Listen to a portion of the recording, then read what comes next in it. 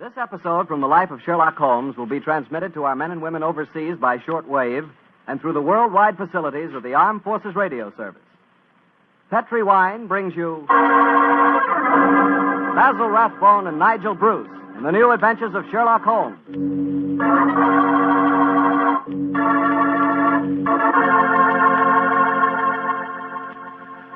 The Petri family, the family that took time to bring you good wine, invites you to listen to Dr. Watson tell us another exciting adventure he shared with his old friend, that master detective, Sherlock Holmes.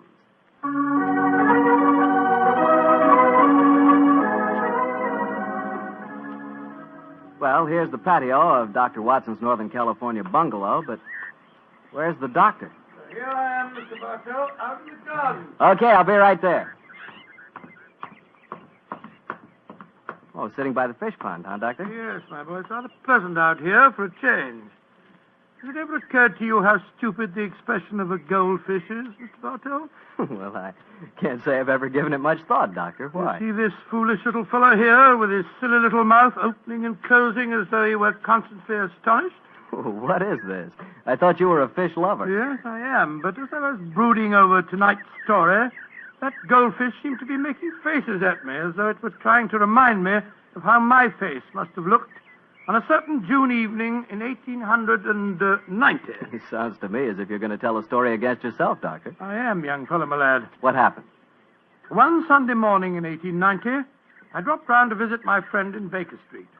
Mrs. Hudson told me that he was out, but suggested that I wait in our old rooms for his return and promised me a pot of strong tea and some buttered scones as an inducement.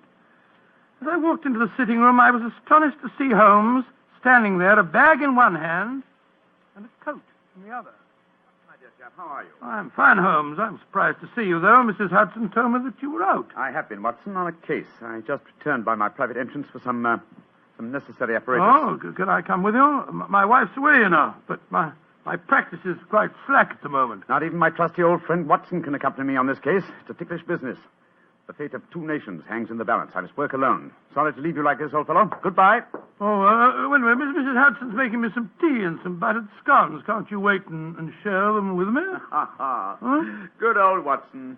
You're the one fixed point in a changing age. Empires are tottering, and you talk of tea and buttered scones. Oh, I'm sorry I must be off. Oh, goodbye, old fellow. Oh, don't look so sad, old fellow. Hmm? The time is ripe. I'll tell you all about the case, and you can write it up in your memoirs. Goodbye, old boy. Buttered scones. I haven't got any appetite for them now.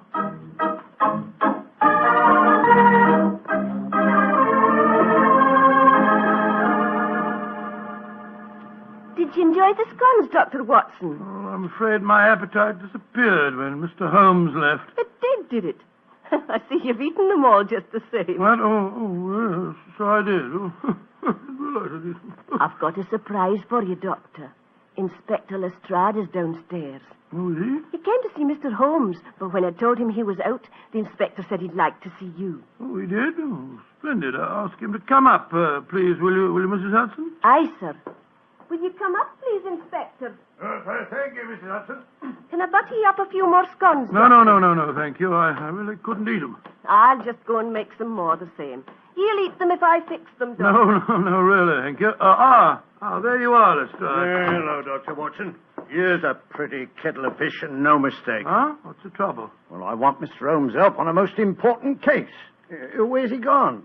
Well, he's out on a very, secret matter. You know where he is, Doctor? Well, naturally I know where he is, Lestrade. My old friend never keeps me in the dark, but I'm not at liberty to tell you. Perhaps I could help you a bit. After all, I'm not exactly unfamiliar with my friend's methods. That's true, but just the same...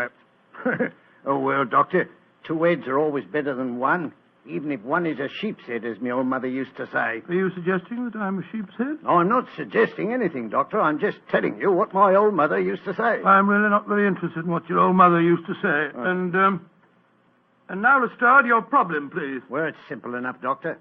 A German diplomat, Graf Otto von Eldenstein is his name, is in England on a very secret mission. Graf Otto von Heldenstein. Yes, I've heard of him. Pray continue. Well, this von Eldenstein staying at the Manor House at Hampton Wick, not far out of London. This morning, somebody slipped past his guards and threw a bomb into his study.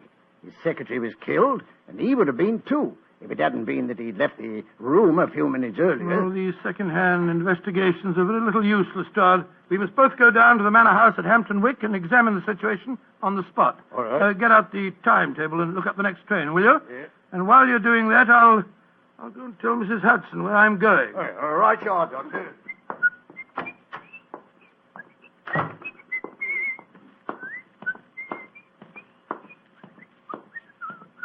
Here are the scones, Doctor. I was just bringing them up to you. Scones? Well, who can think of scones when an empire's tottering? Are you sure you're feeling quite well, Doctor? Of course I am. Now, listen to me, Mrs. Hudson.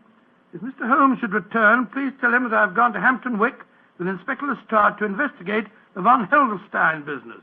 The von Heldenstein business. Aye, Doctor. I'll tell him that. Mr. Holmes didn't tell you where he was going, did he? No, Doctor, he didn't. Oh, I see. All right. Well, thank you, Mrs. Hudson. Thank Are you. you sure you don't want the scones, Doctor? I might as well take him along. I dare say Lestrade could eat him. Aye, you're the one, Doctor.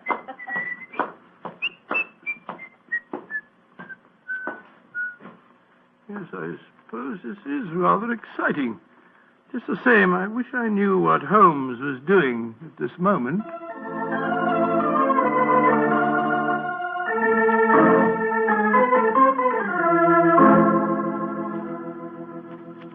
You are Herr Sherlock Holmes? Yes, I presume Graf Otto von Heldenstein is expecting me? Ja, Herr Holmes. He was so anxious that you would come here to the Manor House. I left immediately after I got his summons. He's very weak. He has lost much blood from the injuries he received this morning. Injuries that no one knows about, eh? Nein, Herr Holmes. Only I, his old and faithful servant, knows. Follow me, please. I will take you to him.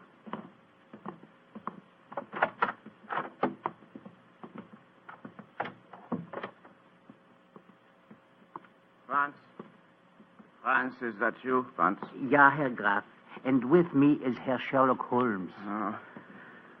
Thank heaven you are here, Holmes. I hope I can be of service to you, sir. You can. You can be of great service. Sit close to my bed, Holmes.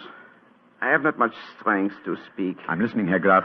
You must impersonate me. Yes, so I gathered when I received your message. I am in England on a most delicate and important mission for the German government. Within a few weeks, your government and mine will conclude a treaty outlining the German and British spheres of interest in Africa. I see. Obviously, that bomb was thrown this morning by someone who does not wish the treaty to be concluded. Yeah, exactly, Herr Holmes. That is why you must impersonate me. In 24 hours' time, I shall be well enough to resume my work. In the meanwhile, you can keep the secret of my injuries and also have the opportunity of finding the assassin. I'm quite prepared to undertake the impersonation, sir, but how can I possibly hope to deceive the members of your personal staff? With the exception of Franz here and poor Fräulein Ullmeyer, who was killed in the explosion that injured me, my staff is new. They have joined me here from the German consulate in London.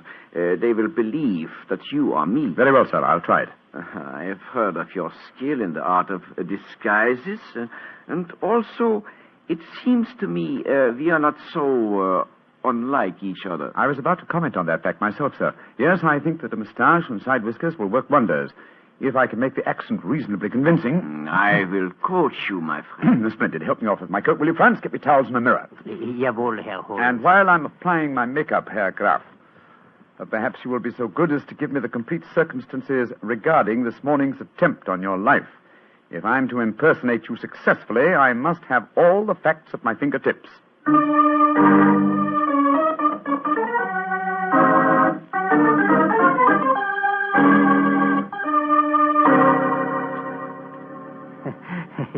Wunderbar. It is amazing, Herr Holmes. Even I can hardly tell you from my master. Yes, I think it's the wig that puts the finishing touch to my disguise. How did it look to you, Herr Graf? Mm-hmm. Colossal. I feel as if I were looking into a mirror. And my accent, you find it reasonably convincing? Oh, yeah. Extremely so. Try it once again, Herr Holmes. Ja, Herr Graf. It gives me the greatest pleasure to do what you ask of me. Prächtig. Splendid, Herr Holmes. Splendid. A cab has drawn up at the gate. 2 men are getting out. You can see them from the window here. No, it's the police, possibly, or... Great Scott! It's Watson and Lestrade. Friends of yours, Herr Holmes? One of them is my close colleague, and the other is a detective inspector from Scotland Yard. Oh, you must keep up the deception, even with your friends. As a matter of fact, my friend's investigations will prove an excellent mask for my own search for the assassin. But, well, this is a delicious situation. I hope they won't recognize me.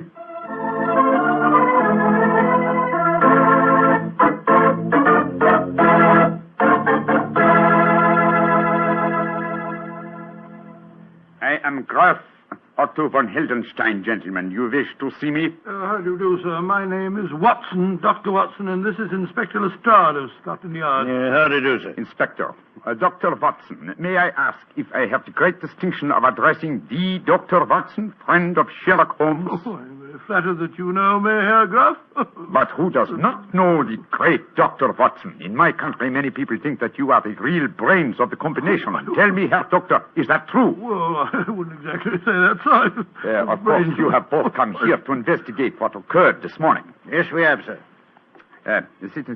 Please sit down. If you can find any furniture that is unbroken. Oh, thank you, sir. I must say the place is in a bit of a mess. And now, Herr Graf, please tell us exactly what happened. Yeah. I will tell you everything, Herr Doctor. This morning I was working in here with my secretary, poor Fräulein Ulmer. I had occasion to go upstairs to my room to get some necessary papers. As I came down the staircase and to return here, I heard a scream from Fräulein Ulmer. A moment later, there was a most frightful explosion. The concussion stunned me. When I came to, my poor secretary was dead. What people were inside the house at the time of the explosion? The servants were all at the church. The only people here was my secretary who was killed. My servant, Franz, I can vouch for him because he was upstairs when I went for my documents. There were 3 other people in the house, however. Madame Lisa Varona, my hostess, and the owner of this house. A young Englishman from the Home Office. His name is Hilary Adams, and the 3rd person in the house was a member of the German embassy, Colonel Schweiger. Oh, then it's just a matter of cross-questioning the 3 of them as to their alibis at the time of the explosion. I'll take them one at a time, Lestrade.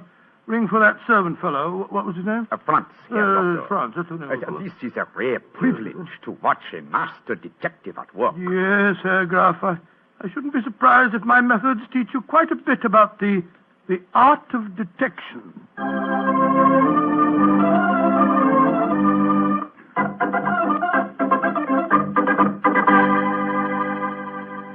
Herr Dr. Watson, this is Colonel Schweiger of the German embassy. Where were you, Colonel Schweiger, when the explosion occurred this morning? I was discussing the military tactics of Clausewitz with one of the guards near the front gates. Yeah, well, what was the name of the guard, sir? Carter. Mr. Arthur Carter. Yeah, I'll check on that.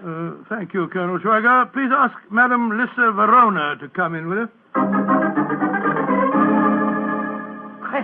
Questions, nothing but questions. Leave me alone. I'm sorry, madam. All I want to know is where were you when the explosion occurred this morning? Where was I? In my boudoir, listening to that stupid babblings of the young Englishman, Hilary Adams. Herr Graf, when I offered you my house, I did not know that I would have to put up with the love-making of your staff. Everywhere he followed. No. Please don't get so excited, Madame Verona. Questions. Stupid young English puppies making calf eyes at me. My beautiful house blown to pieces. Lord, you do it.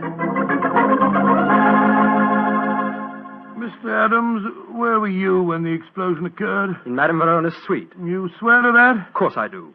You may ask her. I've already done so, sir. Thank you, Mr. Adams. Thank you. That's all. You may go.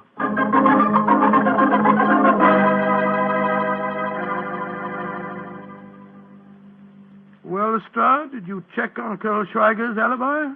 Yes, Doctor. He was telling the truth. He was talking to the Colonel when the explosion happened. Dear me, Herr Doctor, your examination has not been very successful, has it, sir? Everyone has an alibi. Yes, but the alibis of Madame Verona and the young Englishman, Hilary Adams, depend on each other's words. They might be lying. When you've been dealing with criminals as long as I have, Herr Graf, you learn to look far deeper than the obvious. Yes, Lestrade and I shall return to London now and make some inquiries.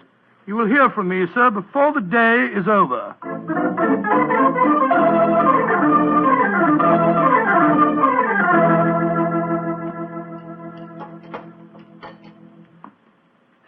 Ah, yes. Well, I'm much obliged to you, Doctor, for a very nice meal. Although we've been talking in circles. Not entirely. Anyway, I have come to one important decision. Oh, and what's that, Doctor? Madame Verona is addicted to the use of drugs. The pupils of her eyes were contracted to pinpoints. It's an invariable indication of drug addiction. Lestrade, you go to Scotland Yard and see what you can find out about her, and I'll go back to my house. You can meet me there later.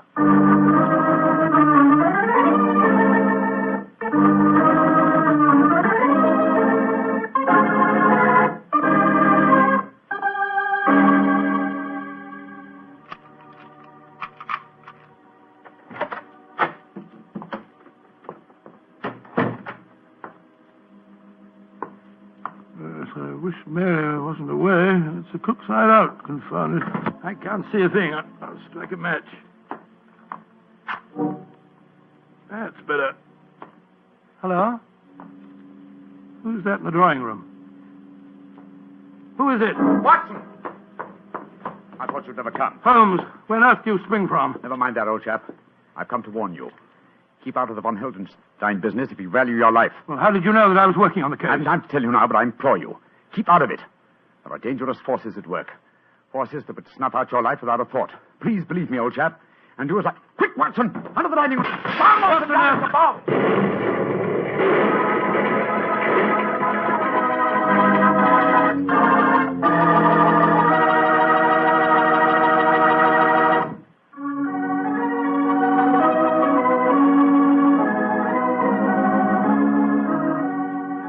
And now back to Dr. Watson and tonight's adventure, the Manor House case. That was a fine place to break off your story, Doctor, I must say. Mr. Bartell, I thought I'd keep you in as much suspense as possible. Well, what happened next? Were you and Holmes injured when that bomb exploded? No, my boy. Though the concussion of the explosion knocked me out for a few minutes. When I came to, Holmes had disappeared. And I can imagine where he'd gone. Go on, Doctor. Soon after that, Lestrade arrived on the scene, and after a quick and fruitless examination of the premises, we decided to return once more to the Manor House. And so, an hour later, I was telling my story to the man I still thought to be the Graf Otto von Heldenstein. But this is dreadful, Herr Doctor. The bomb might easily have killed you. Oh, I was ready for it, sir. Quick thinking and presence of mind are my stock in trade, you know. When I heard the crash, I flung myself under the dining room table. I'm most distressed that you yourself should be exposed to such danger. Not at all, Herr Graf. As a matter of fact, I exposed myself deliberately to the attack. It's an old army trick, you know, what we call drawing the enemy's fire. Calm now, Doctor. You don't mean to tell us that you expected to have that bomb chucked through the window at you? Of course I did, Lestrade. The assassin knew that I was working on the case. He followed me to London and fell into my trap, just as I intended him to, by showing his hand. Well, I don't see what he's got you, Doctor. I myself must admit I cannot see that you are any nearer to finding the murderer. On the contrary, sir, the case is nearly solved. Well, I don't see how you figured that one out, Doctor. Elementary, my dear Lestrade, elementary. One of the three people under suspicion followed me to my house tonight. The second bomb was thrown at approximately 7 o'clock. Now, it's only a question of finding which one of the three cannot account for his movements at that time. Then we shall know the murderer. You want to cross-examine them again, Doctor? Yes, Lestrade, bring them in, please. One at a time.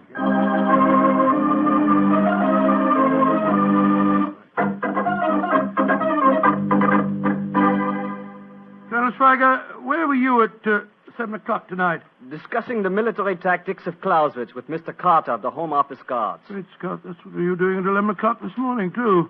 It would take many days of discussion for two students to appreciate all the subtleties of Clausewitz. Yeah, I'll check on that again, Doctor. Thank you, Lestrade. And please ask Madame Verona to come in, will you?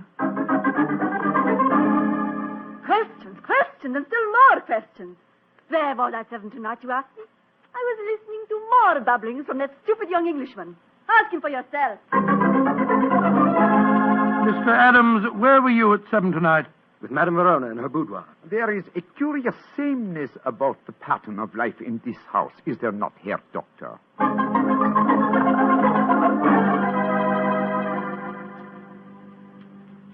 checked on Colonel Schweiger's statement. It was true. He was talking to Carter at 7 o'clock, all right.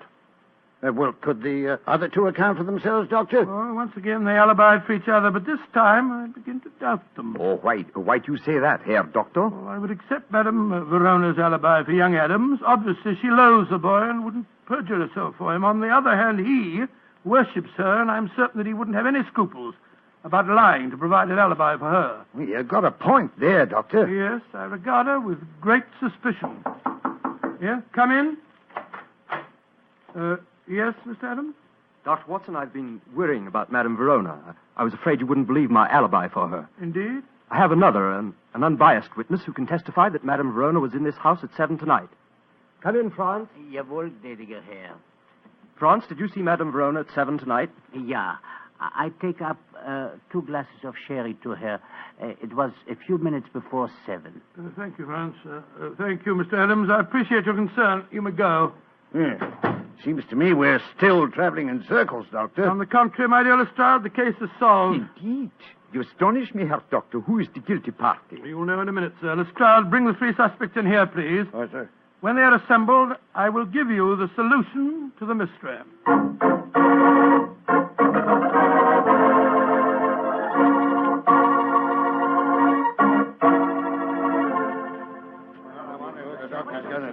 Ladies and gentlemen, the mystery is solved, and I must apologize for any little inconvenience that you've undergone.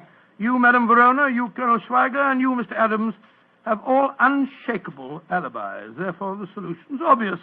As my dear friend Sherlock Holmes has often said, eliminate the impossible, and whatever remains, no matter how improbable, is the truth. Therefore, the only person that could have thrown both bombs is you yourself, Graf Otto von Heldenstein. Why, George, I believe you're right, Doctor. What have you got to say for yourself, sir? That I, too, Herr Doctor, have an unshakable alibi. Oh, what is it? I was with you, Herr Doctor, when the second bomb was thrown. What on earth are you talking about? I was alone, sir. Oh, come now, old fellow, that's not true. Holmes. What? Holmes, how could you? Mr. Holmes. Well, strike me. Don't be angry with me, old chap. Oh, you made a complete No, fool not of me, at all, my Holmes. dear fellow, not at all. I've never I seen suppose any... you got the real solution to the case, as usual, Mr. Yes, Adams? Lestrade, I have. Well, let's hear it, then. Might as well show me up Oh, for the my dear acid Watson, I've stop been, huh? berating yourself. You really handled the case very well. You made only one mistake. Huh? May I revise that dictum of mine which you just quoted? Eliminate the possible, and then, if nothing remains, some part of the impossible must be possible. Which part? Colonel Schweiger's alibi was valid. So was Madame Verona's, since it was corroborated by the trusty Franz. But what does your alibi rest on, Mr. Adams? Madame Verona's told you I was here at 7. Yes, but Madame Verona is addicted to the use of drugs. I'm sure that you spotted that back, Watson. Yes, as a matter of fact, I did. Your mistake, old chap, was in not drawing the correct conclusion. Mr. Adams' alibi depends on the unsupported word of a drug addict. Now, the use of drugs notoriously destroys, first of all, the sense of time. Any trick such as the resetting of clocks could be worked on her without her noticing. Her word on a time alibi is completely valueless. Then Adams is the man Fools, meddlers, why don't you... No. He's a murderer and a traitor.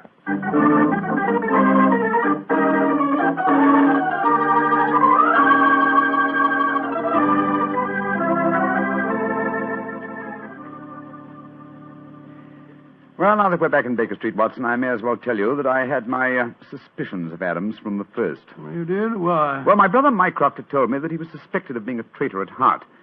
He's been under observation for some years. He was purposely given this assignment as a definite test of his integrity. Well, I understand it all now, Holmes. It's the same. I did make an ass of myself in front of Lestrade, too. Don't worry about it, old chap. Please don't worry.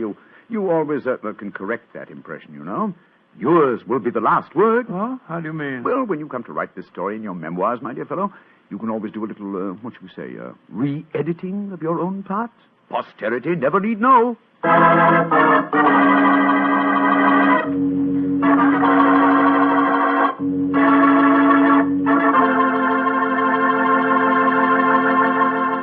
Doctor, that was really a swell story. Oh, I'm glad you liked it. Sort of Made me out of a bit of a fool, though. Oh, nothing of the kind, Doctor. I agree with Holmes. You did a splendid job. Oh, you really think I did? After all, you did line up his suspects for him, didn't you? Well, come to think of it, yes, of course I did. And you did make the point that Madame Verona was a drug addict. Yes, by Jove, so I did. And you did say that Mr. Adams' alibi could be a lie. By Jove, you're right. I did solve that case for Holmes after all. Mr. Bartell, did anyone ever tell you that you're really a very smart young man? I wish you and I could work on a case together. We can, starting tonight. No. Really? Sure. In celebration of National Wine Week, I brought you a case of Petri wine. And I suggest we start on it right now with a glass of port. What a fellow. What a wine. Petri wine. We know that's really good because the Petri family has been making fine wine since the 1800s. For generations. And now, Dr. Watson, what's the prescription for next week's story? Well, now, let me see. Next week, Mr. Bartell, I think I can promise you a most entertaining adventure. It concerns a famous magician, a female spy of unusual beauty, and a man even more brilliant than Holmes himself.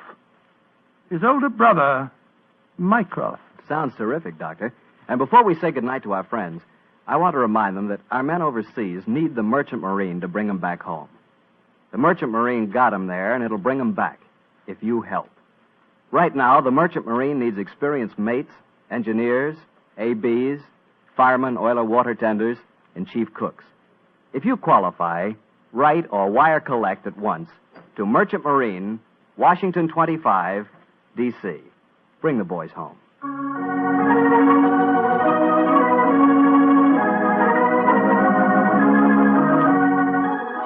Tonight's Sherlock Holmes adventure is written by Dennis Green and Anthony Boucher and was suggested by an incident in the Sir Arthur Conan Doyle story, The Greek Interpreter.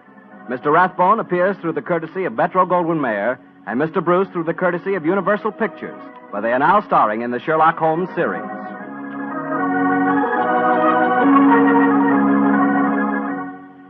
The Petri Wine Company of San Francisco, California, invites you to tune in again next week, same time, same station. This is Harry Bartell saying goodnight for the Petri family. Sherlock Holmes comes to you from our Hollywood studios. This is the Mutual Broadcasting System.